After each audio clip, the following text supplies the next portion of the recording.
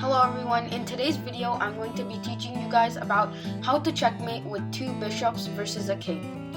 So without any further ado, let's just start the video. So this checkmate is a relatively hard checkmate, however, I'm going to teach you the easiest way that I know on how to checkmate with the two bishops versus the king.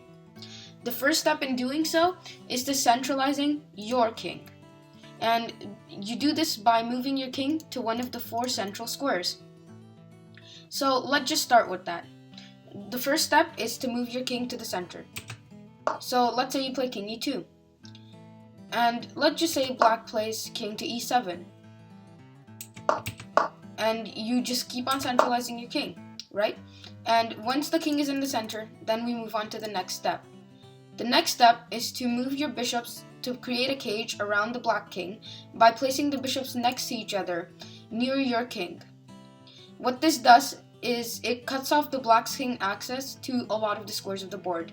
And the first move in doing so is by moving your bishop to, or actually right now it's black to move, but right now we need to move our bishops to these two squares, or any two squares that are right next to each other and in the center.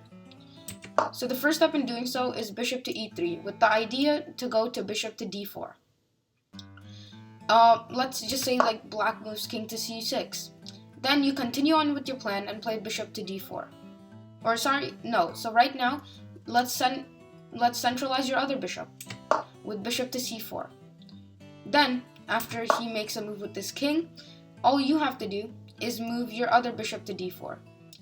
And what this does is like we've completed the second step in checkmating the black king by first centralizing your king and then placing your bishops next to each other. Now it's black to move, so let's just say he moves his king to c6. As you can see, in this position, the two bishops work together to create a very nice barrier for the black king, limiting his options. So right now, the black king's only available squares are these squares which I'm showing right now.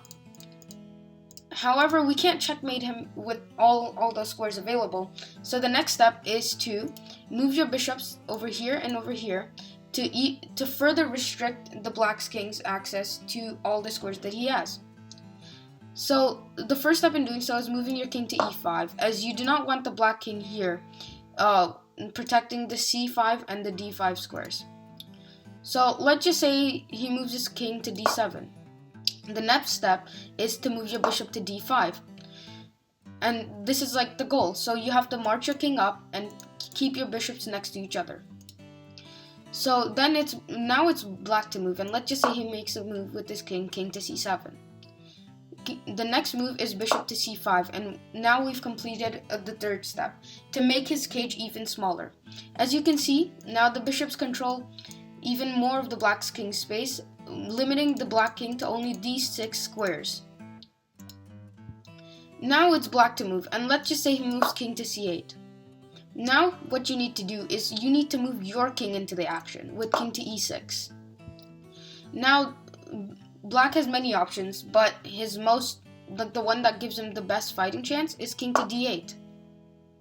If king to d8, now you need to move your bishops into the action with bishop to b6 check.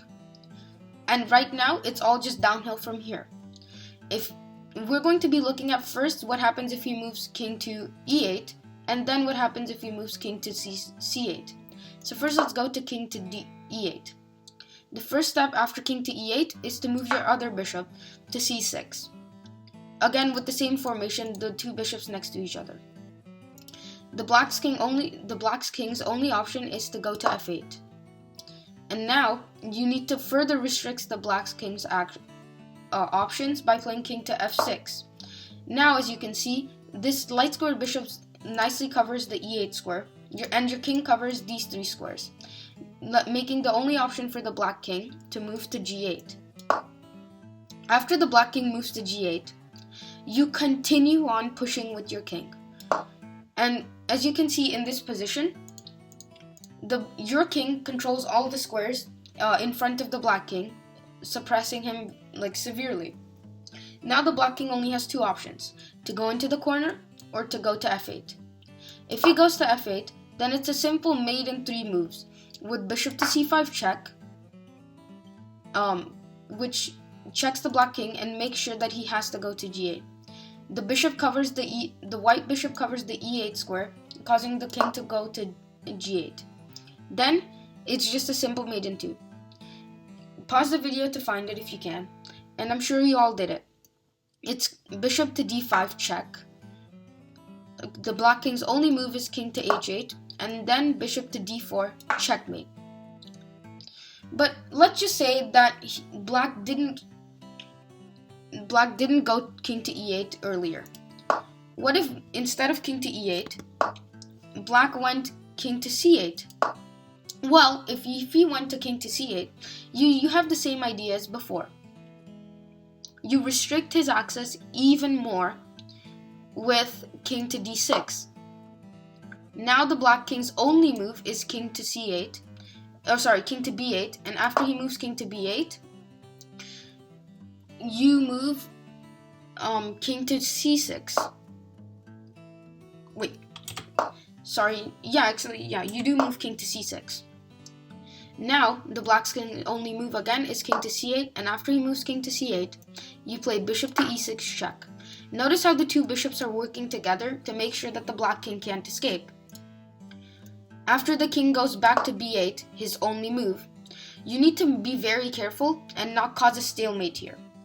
A stalemate is when the black king can't move anywhere, and it's his turn, causing a draw. You do not want this. So what you need to do is play a waiting move with the bishop. Let's say bishop to c5. Now the black king's only move is to play king to a8. Now it's just a simple mate in 3, just like before. Can you pause the video and find it? That's right, it's first king to b6, the first step into checkmating the black king. What this does is it only allows the black's king these 2 squares to move, as the bishop covers the c8 square.